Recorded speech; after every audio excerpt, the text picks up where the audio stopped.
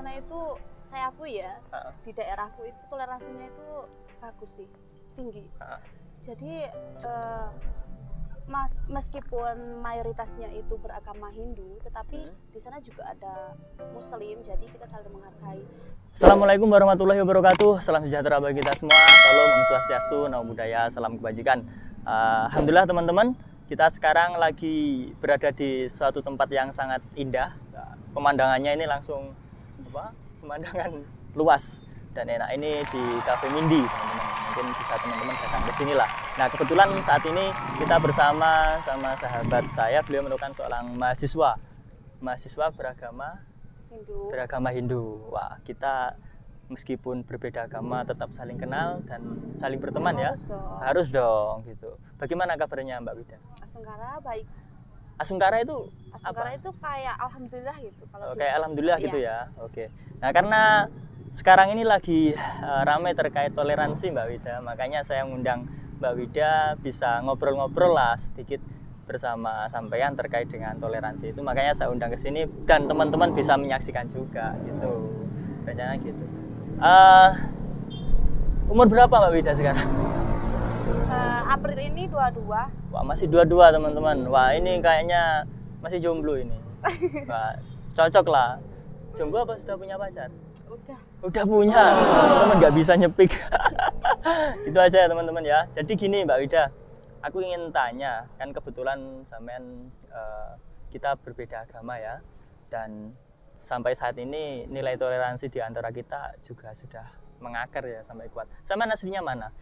Asli Tosari. Tosari, dan katanya sih di Tosari terkait toleransi juga sangat tinggi kan.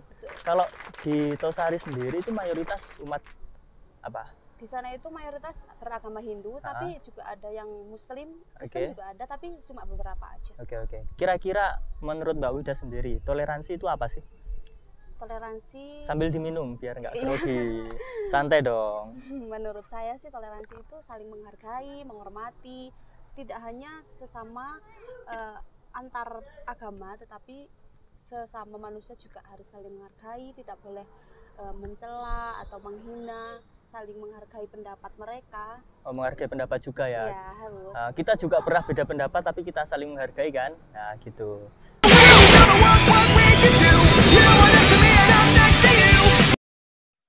Baca. Dulu waktu awal ketemu ya kan seperti itu. Jadi Mbak Wida, kira-kira kan aku ngomong sampean sebagai mahasiswa juga kan. Kalau ngomong sebagai mahasiswa kan kita punya peran penting ya kan, khususnya di Indonesia. Bagaimana kita melihat situasi dan kondisi saat ini terkait dengan nilai toleransi yang saling diperdebatkan ya kan. Ya, keren. Dan lagi-lagi apalagi sekarang ini ada peraturan menteri yang baru ya kan, yang kayak lihat nggak? Pernah lihat? Udah pernah baca ya kan? Ya. Aturannya yang surat edarannya itu kan? Pernah. Itu kan terkait dengan aturan pengeras suara TOA. Kalau di agama saya itu ada masjid kan buat untuk sholat dan lain sebagainya. Untuk azan, bagaimana suara pengeras suara itu dikasih aturan. Kalau menurut sampean, ini yang terjadi di daerah anu saja ya. Ya, di daerah sampean saja. Menurut sampean kira-kira terkait dengan orang Muslim di sana, kalau azan itu suaranya keras apa enggak? Menurut saya sih di sana itu wajar-wajar saja Mas, soalnya ya nggak terlalu keras juga saat menggunakan pengeras suara. Kita juga saling menghargai, kan di sana bukan cuma agama Islam saja yang menggunakan pengeras suara, tetapi di Hindu juga menggunakan pengeras suara. Jadi ya saling menghormati lah antara umat Hindu dengan umat Muslim di sana. Berarti kalau terkait orang misalkan ada umat Muslim di sana pas waktu azan pakai toa masjid gitu kan, suaranya sudah standar gitu ya? Standar, wajar aja, nggak terlalu keras juga. Berarti aturan menteri itu sebenarnya wajar saja gitu? Menurut saya sih wajar-wajar saja. Dengan adanya peraturan menteri tersebut akan menumbuhkan rasa toleransi yang lebih tinggi lagi di daerah-daerah yang kurang toleransinya juga. Kan aturan itu kan kalau mungkin sampean sudah baca ya, dan poinnya di situ juga ada maksimal 100 desibel, jadi jangan terlalu keras kan gitu. Mungkin adanya aturan karena ada suatu masalah ya Pak Menteri ya. Mungkin ada di daerah-daerah lain yang mengadu ke Pak Menteri tersebut, sehingga Pak Menteri tersebut menerbitkan peraturan seperti itu. Oke. Aku juga pernah melihat sih Mbak Wida di media atau di berita ada yang mengadu terkait dengan suara yang begitu keras, akhirnya terganggu, merasa terganggu. Rina bahkan menjelaskan bahwa dia harus membuat dirinya selelah mungkin agar bisa tidur di tengah kebisingan suara tersebut.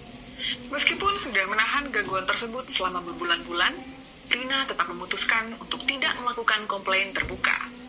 Hal itu dikarenakan dirinya takut komplainnya nanti akan menimbulkan permasalahan baru. Ketakutan Rina melakukan komplain terkait suara masjid memang bukan tanpa alasan. Beberapa orang sebelum Rina yang sudah berani bersuara memprotes suara azan maupun suara lainnya yang berasal dari toa masjid yang terlalu bising mendapatkan backlash yang cukup serius.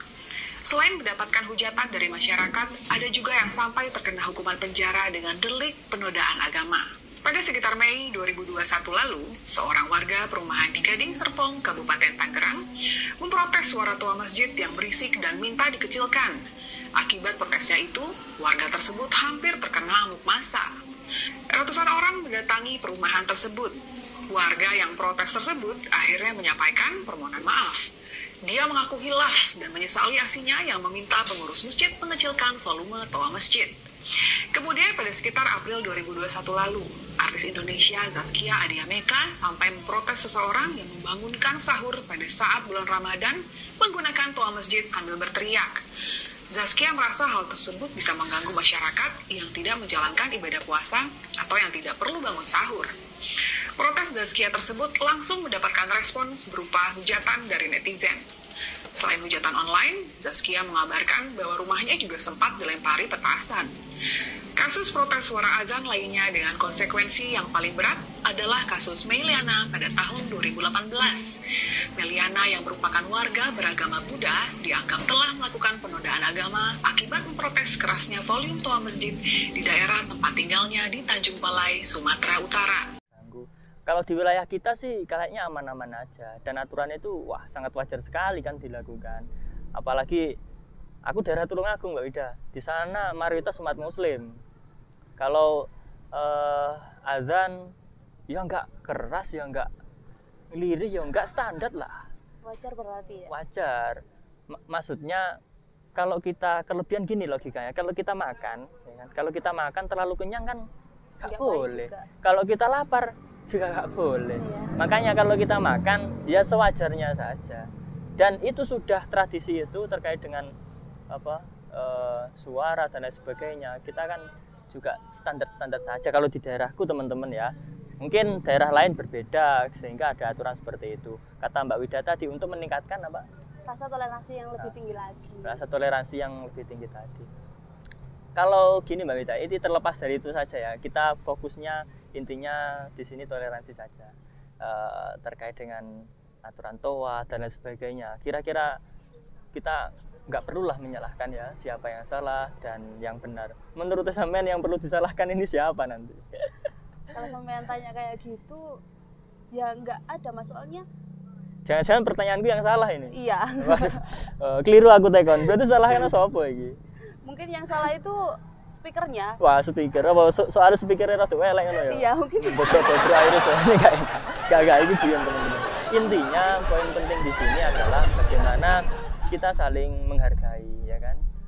Yo namanya kelebihan atau kekerasan kan juga gak baik kan buat kesehatan. Iya. Kalau di daerah Tosari Mbak Wida terkait dengan toleransi itu apa saja yang pernah dilakukan?